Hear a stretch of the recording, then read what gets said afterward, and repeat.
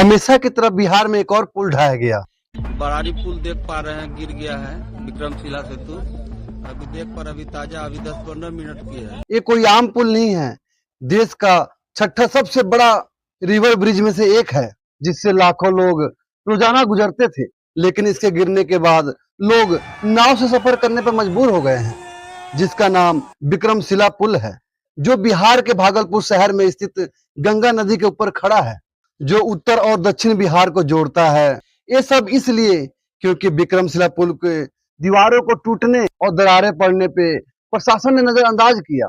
हालांकि 2 महीना पहले चेतावनी आई थी कि दीवारें टूट रही हैं, पुल में दरारें पड़ रही हैं। उसके बाद भी प्रशासन में बैठे लोग इस पुल को सुरक्षित बता रहे थे। तो आज इस वीडियो में बात होगी विक्रमशिला पुल की, बात होगी उन अफसरों की जो इस पुल को सुरक्षित बता रहे थे।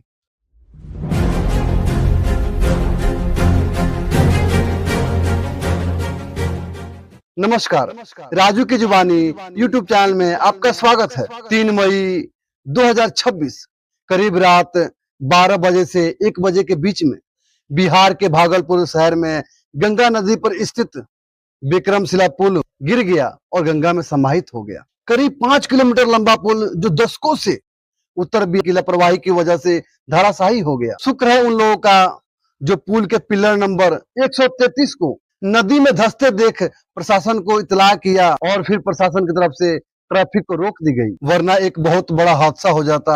आज पुल गिरने की खबर के साथ साथ लोगों के मौत की खबरें भी आती। विक्रमशिला पुल देश के छठे सबसे बड़े रिवर ब्रिज भी कहा जाता है। अब असल कहानी पे आते हैं। मार्च 2026 यानी पुल ढहने से करीब 2 महीना पहले इस पुल के बारे में खबरें आ रही थी कि इस पुल के दीवारों में दरार पड़ गई है, दीवारें ढह रहे हैं। तब senior project engineer Gyanchand Das ने बयान दिया था कि पुल के मुख्य ढांचे में कोई खराबी नहीं आई है, पुल पूरी तरह से सुरक्षित है।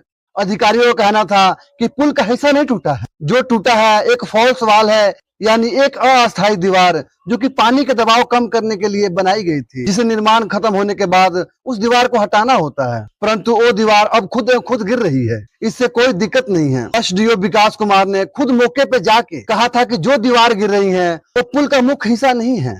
उन्होंने तब ये भी कहा था कि हम एक जनता को बोल सकते हैं कि पुल पूरी तरह से सुरक्षित है। इसके अलावा द इंडिया एक्सप्रेस के रिपोर्ट में बताया जाता है कि पिछले 8 सालों से इस पुल के ऊपर ना कोई बड़ी रिपेयर हुई है, ना मेंटेनेंस हुई है। और इस सब लापरवाही का नतीजा क्या निकला? जिस पुल को SDO Vikas Kumar, senior project engineer Gyanchand Das ने पूरी तरह से सुरक्षित बताया था, वो पुल ठीक 2 महीने बाद उसी पुल का 33 मीटर हिस्सा गंगा में धराशायी हो गया।